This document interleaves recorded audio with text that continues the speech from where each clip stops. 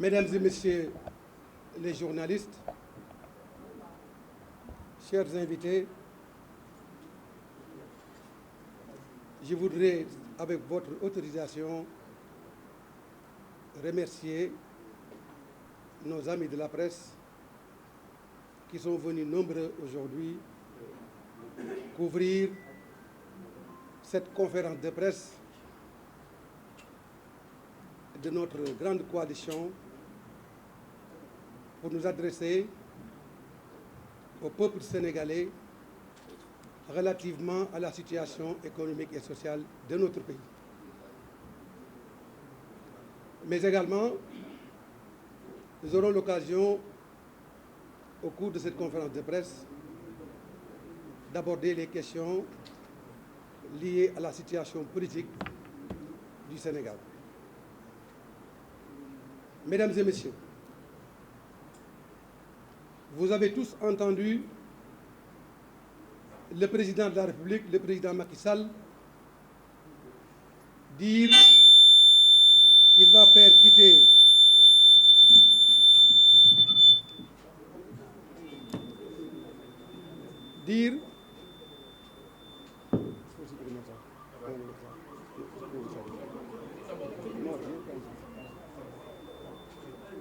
Vous avez tous entendu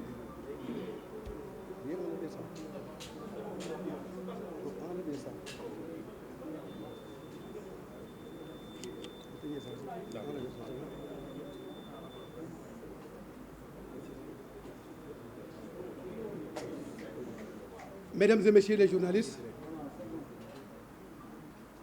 je vais essayer de suppléer aux difficultés techniques. Mesdames et messieurs les journalistes, vous avez tous entendu le président Macky Sall déclarer que le Sénégal doit quitter l'état d'indigence pour aller vers un état d'émergence. Le simple fait de reconnaître que le Sénégal vit dans des situations d'indigence est un aveu d'échec. Puisque vous le savez, le président Macky Sall, c'est le président des déficits, c'est le président des échecs, c'est un président incompétent pour régler les desiderata du développement économique et social de notre pays. Mais vous le savez bien, aujourd'hui,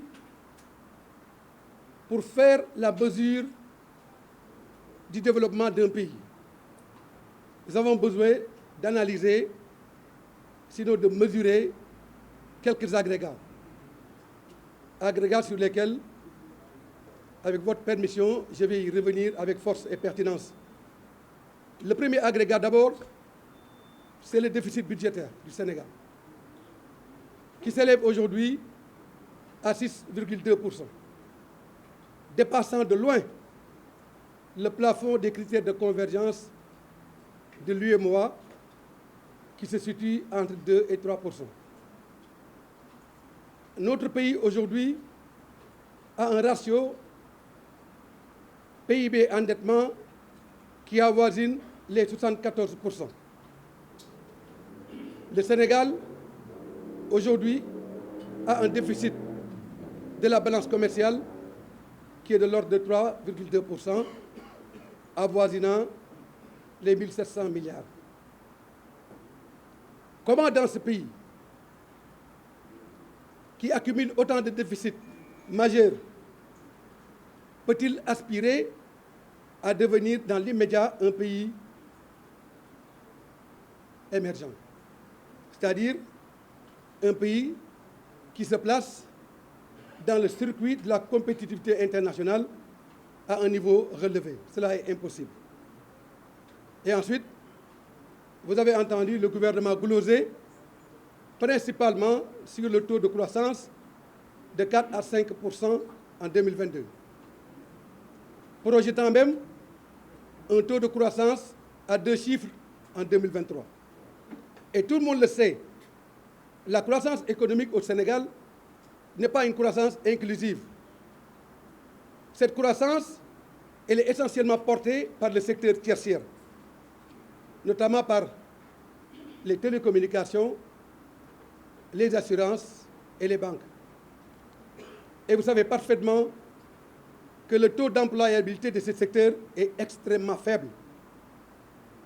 C'est la raison pour laquelle nous avons toujours dit et défendu, pour que le Sénégal puisse avoir une croissance inclusive, il faudrait que ce terme de la croissance soit défini par les agrégats dont le niveau d'employabilité est élevé, notamment par le développement du secteur agricole et du secteur industriel. Tant que le Sénégal ne développera pas son agriculture et tant que notre pays ne s'industrialisera pas, nous allons continuer, comme c'est le cas maintenant, à vivre une économie décapitalisée. C'est quoi une économie décapitalisée? Vous savez que le Sénégal importe tout.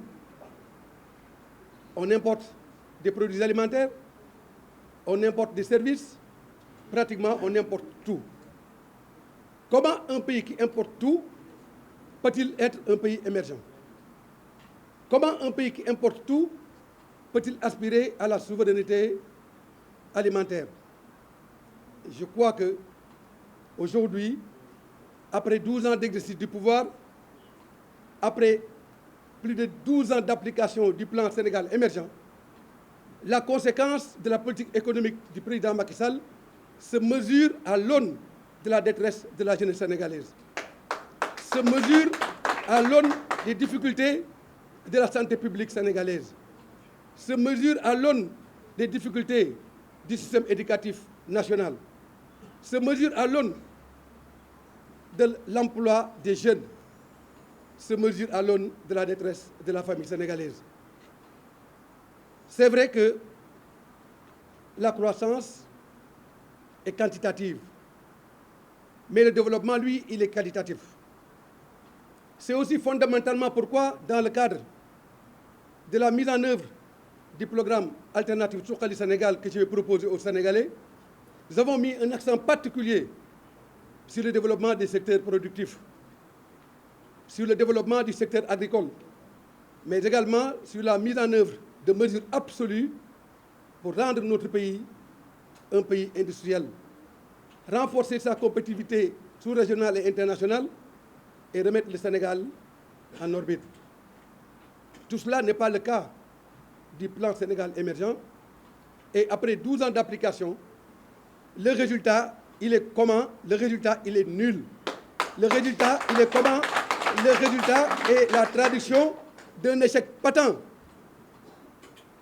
Alors, comment dégager des perspectives et demander aux Sénégalais de nouvelles perspectives après avoir échoué aussi lamentablement? Il faut changer de paradigme. Il s'y ajoute que dans notre pays, les libertés sont bâillonnées. Nous le savons tous. Nous savons aussi que la démocratie sénégalaise est menacée. Nous savons tous que la justice, elle est faite pour les Sénégalais, mais la justice n'est pas faite pour Macky Sall et son clan. Oui, il y a une justice au Sénégal, une justice à deux vitesses. Une première vitesse pour le peuple sénégalais, mais également une vitesse très lente pour Macky Sall et son clan. Vous savez tous, et vous l'avez lu, le rapport de la Cour des comptes.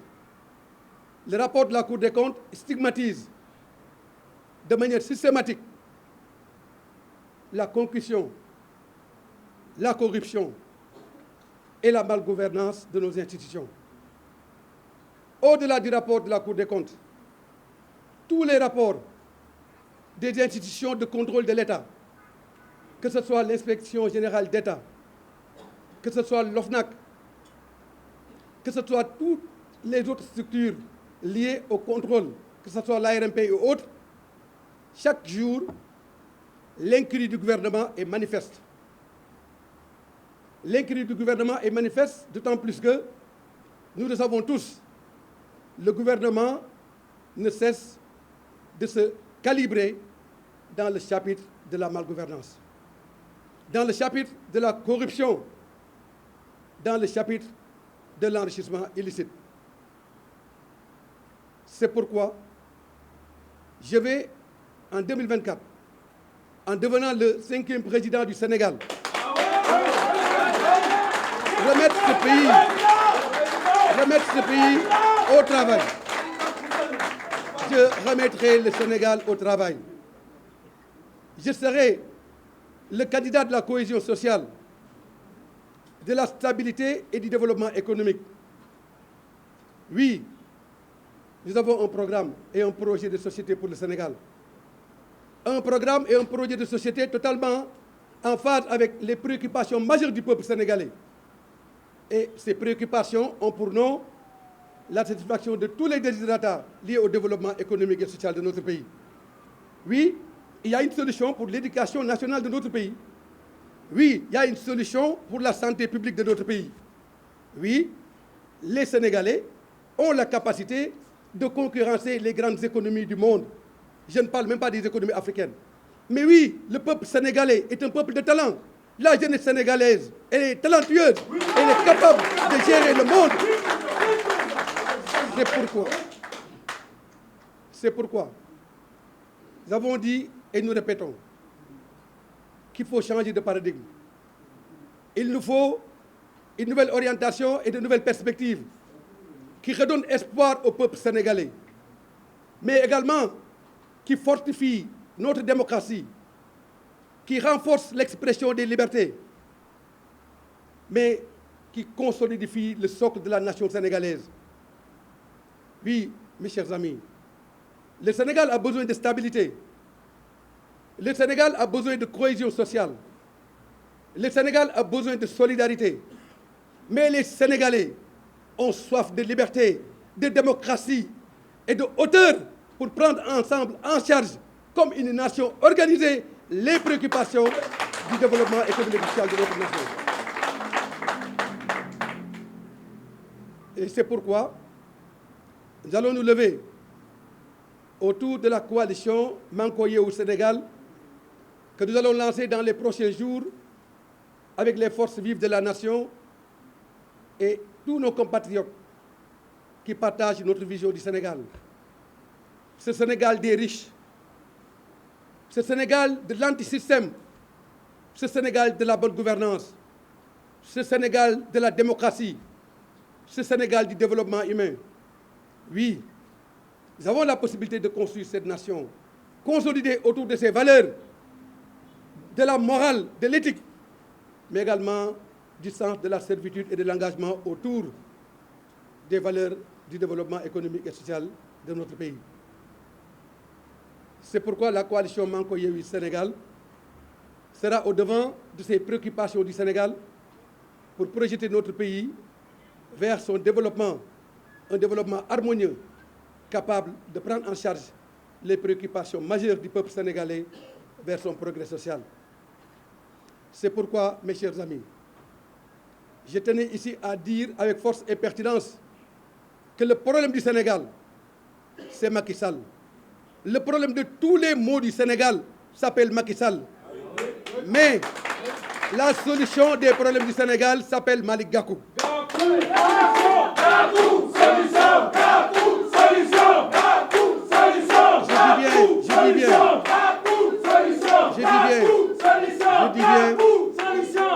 Je dis bien, les problèmes du Sénégal, le problème du Sénégal, c'est Macky Sall.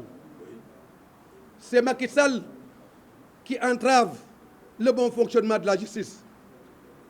C'est Macky Sall qui exacerbe la crise des libertés au Sénégal. C'est Macky Sall qui menace la démocratie au Sénégal. C'est Macky Sall qui bâillonne les libertés. C'est Macky Sall dont la politique engouffre le Sénégal dans une crise économique sans précédent, menaçant l'équilibre des familles sénégalaises.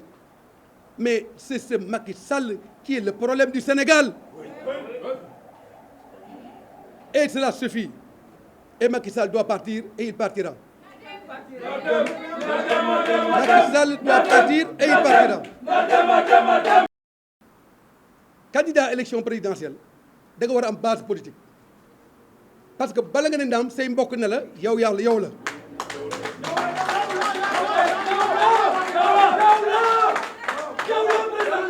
te nag li waa Guédiawaye wax waa Pikine wax ko waa banlieue bi wax ko mooy président Sénégal bii di ñëw dafa war a nekk un enfant de la banlieue te loolu li tax ñu wax ko mooy xam nañ ne banlieue bi mooy Sénégal parce que banlieue mooy condensé de l'ensemble des problèmes du Sénégal loolu moo tax ñu yaakaar ne saafara problème Sénégal mooy fal Malick Gakou président de la République en 2024.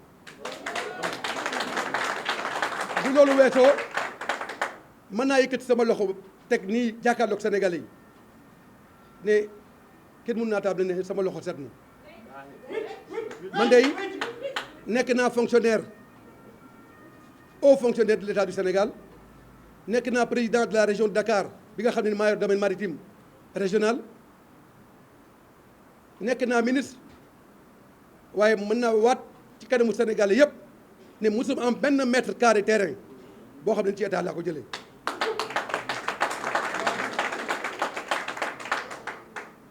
mën naa wax ne aussi musuma sàcc xaalisu Sénégal jomb naa ko sax ndax fa ma jógee ci couche populaire yi ñun xamuñu loolu li ñu xam mooy le sens du partage li ñu xam mooy bokk li ñu xam mooy boole li ñu xam mooy dimbalante waaye xamuñu sàcc alalu réew mi waaye may wax ne bu neexee yàlla en 2024 du ma yàlla defee ma nekk président du Sénégal sàcc alalu réew mi jeex na fi luubal alalu réew mi jeex na fi te képp ku ko def di nga jàkkaarloog état bi loolu nag bala nga ko mën da ngay fekk sa loxo set bala nga ko mën day fekk nga mën a liggéey bala nga ko def day fekk nga am expérience te loolu yëpp mi ngi fii moo tax ñu am yaakaar ne bu neexee yàlla en 2024 Sénégal dina fal Malick Gakou mu nekk président de la République nekk le 5e président pour que ñu defaraat Sénégal Sénégal tabaxaat suñu réew renforcer suñu démocratie renforcer liberté yi teg Sénégal ci koom bu nga xam ne nii day nekk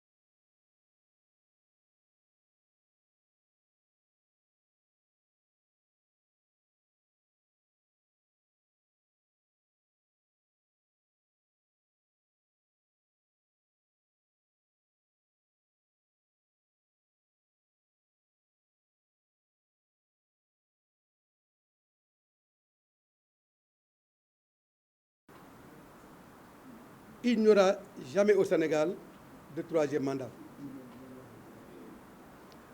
Puisque c'est le peuple qui est souverain. Le Sénégal appartient au peuple sénégalais. Le peuple sénégalais a dit clairement qu'il n'y aura pas de troisième mandat. Mais il n'y aura pas de troisième mandat. Il n'y aura pas non plus de troisième candidature. Et si Macky Sall force la porte, nous allons l'expulser du pays. Je dis bien,